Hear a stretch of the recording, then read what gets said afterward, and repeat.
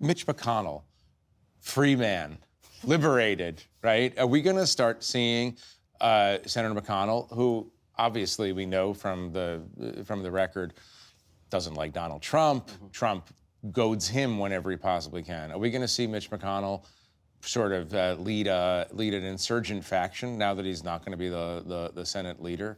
I mean, there might be a story of what he does behind closed doors compared to what you see publicly. I thought it was interesting that he was pretty quick to come out with a comment when Gates dropped out, kind of complimenting him, saying this was an excellent decision.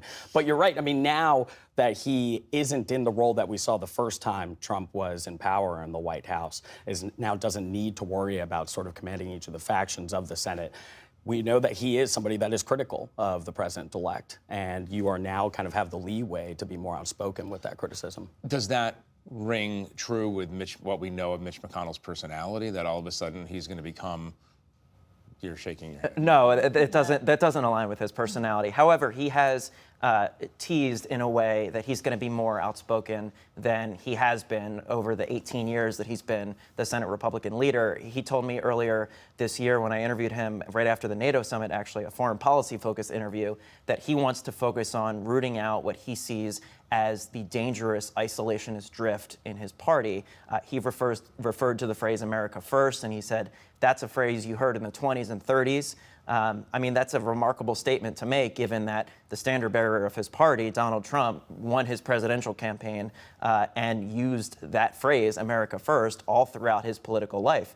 So the question is, what will Mitch McConnell do? And will other senators, like Susan Collins, for example, who is very close to Mitch McConnell, and maybe some other national security hawks like John Cornyn and Roger Wicker, for example, as well, will they move in lockstep with McConnell? Will he be a bellwether? And that's just baseline, Jeff, because then you add on the sexual assault allegations, and if it continues to be in the headlines, then that could be a problem for him. I mean, I was talking to a source close to Trump's transition today who was saying that there is somewhat of a sense that they're running into big challenges with Hegseth, and they're starting to get nervous about his possibility with getting confirmed. Right. Ashley, a larger question about the issue of hawks and isolationism. Like the cabinet. This cabinet doesn't have a coherence to it, especially on the national security front. Marco Rubio, traditional, almost John McCain-style interventionist hawk. And here's an opportunity for you to elegantly weave in the name Tulsi Gabbard into your answer. But you have a wide range of MAGA, America First, traditional hawks, et cetera. How does it cohere, or does it not have to cohere, because the policy of this administration is whatever Donald Trump says the policy is on any given day? Right. Well, that's certainly true. I mean, I would also add the incoming Vice President J.D. Vance is much more isolationist, who is very much opposed to giving more aid to Ukraine, much like Donald Trump is. I mean, the coherence, which has nothing to do with a foreign policy worldview, is first and foremost loyalty and, unwavering fealty to Donald Trump himself. And then secondly, a willingness to go in, upend things, destroy things, root out things, specifically what they believe correctly or incorrectly is the, quote unquote, deep state. But I think, at least with these nominees, the coherence you will see is them doing Donald Trump's bidding. So when we're thinking of a worldview, the important worldview is Donald Trump's. So the through line of everything here is loyalty. We were talking before about someone who has not gotten a lot of attention. I just want to mention this because it's so interesting in this context. Mark Whitaker, former Attorney General. I think he was Attorney General for about 10 minutes. Acting Attorney General. Former never acting conferred attorney, by the Senate. Yeah. Never confirmed. Nominated to be the U.S. ambassador to NATO. Has no defense or foreign policy experience or European geopolitics experience. How do we explain that nomination? Is there another explanation apart from, I will do whatever you tell me to do, Mr. President? He was an attack dog on TV.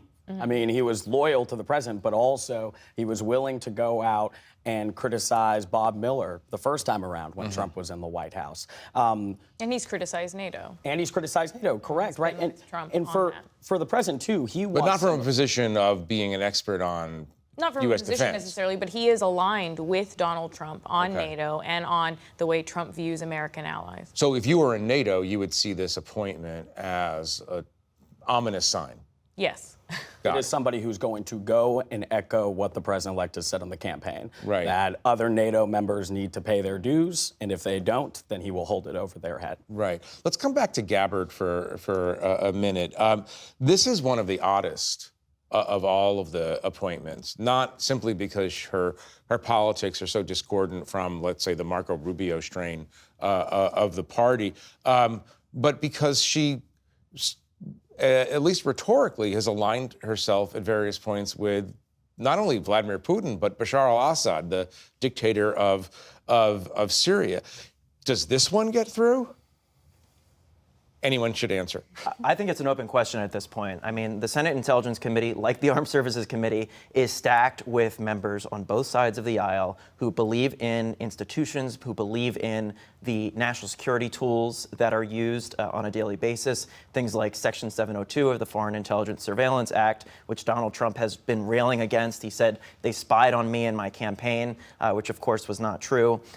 She has called for repealing the Patriot Act. She has said that Edward Snowden should be pardoned, that all charges should be dropped against him.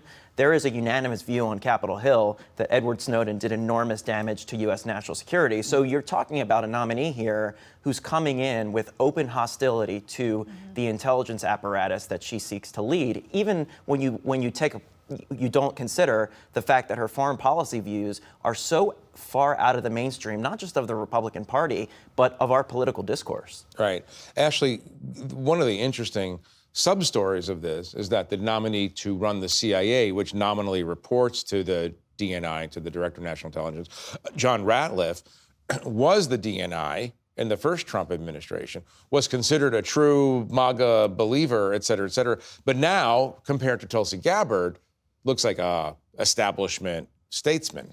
Right. And it's not just compared to Tulsi Gabbard. It's also worth noting, when you talk about him, people can easily point to, look, he was the director of DNI. Of course, he's qualified to lead the CIA. But what's interesting was Trump put him up in the first term twice to be the director of the DNI. The first time he had to withdraw, not just because Democrats didn't want him to get through, but because Republicans were incredibly lukewarm on him. So he gets through a second time after a second effort. And the concern was he didn't really have any particular experience in this area, that he had overstated what he had done as a prosecutor in Texas, that even as a congressman, he'd shown no interest in this realm. But again, they can make an argument that potentially he did serve as DNI director. He did learn on the job. Right. The criticism, of course, is that he politicized the office. But again, that's not necessarily what the senators want, but that is what Donald Trump wanted and wants. Politicizing the department, all of these departments, is precisely the point. Right. There's so many other people to get to. I have to ask the question, does RFK Jr. get through? I think so. I think because if there is any of these picks that we're talking about that is potentially not going to get through, I think it's either going to be Hegseth or Gabbard. But RFK Jr., there appears to be no indication so far that senators are that opposed to him, despite his past rhetoric. Now, he's someone who, on the more standard side, has said that he wants to go after ultra-processed foods. It's something that I think a lot of people would get behind. But he is an anti-vaxxer, and I've talked to public health experts, pediatricians, vaccinologists who are gravely concerned that just his talk of being anti-vaccines could lead to more children not getting vaccines because their parents decide not to, and could ultimately lead to deaths of children. No, it leads to more measles. Yeah. Measles. Zolan, have you noticed this? And maybe tell me if I'm wrong, but he's being normalized at a fairly fast rate of speed. It's he's anti-vaccine, but he also hates high fructose corn syrup. Right.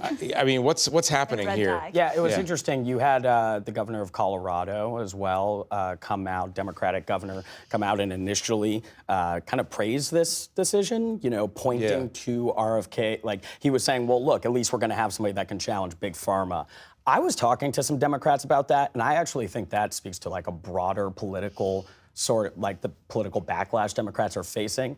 They are worried right now that that for those who may support RFK, voters who support RFK, who may agree with one thing he proposes, or just agree that, they want someone from outside the government to come up and things, that Democrats have alienated those voters. So I think part of the normalizing of RFK is actually an attempt to try and win back some of those voters that supported just him. The horseshoe theory of politics is some of the stuff he says, whether it's rooted in science or not, right, that the far right likes, the far left also comes around and likes. Raw milk has a lot of people on both ends of the spectrum. Raw milk, like liberal mommy bloggers, same with vaccines. Right. No, listen, and there's so many other people to get to. Kristi Noem, we haven't talked about. Dr. Oz, we haven't talked about. I do want to ask about something that seems, if you told me 10 years ago that a professional wrestling executive would become the Secretary of Education, I would have laughed, obviously. But Laura, here we are. Linda McMahon is going to probably get through. Yeah, I would imagine. I think so. I would imagine the president, the Senate Republicans want to let people through when they can, obviously. What does this say about, essay question. What does this say about the merging of, remember that there is that great line in Gladiator, Russell Crowe kills like 50 different gladiators and then looks at the emperor, whoever, and says, "Are you not entertained?"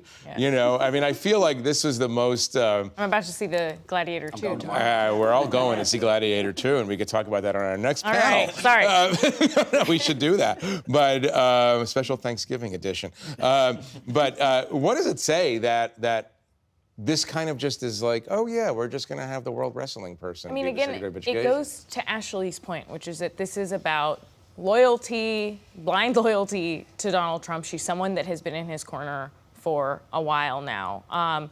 And this isn't necessarily the job she initially wanted.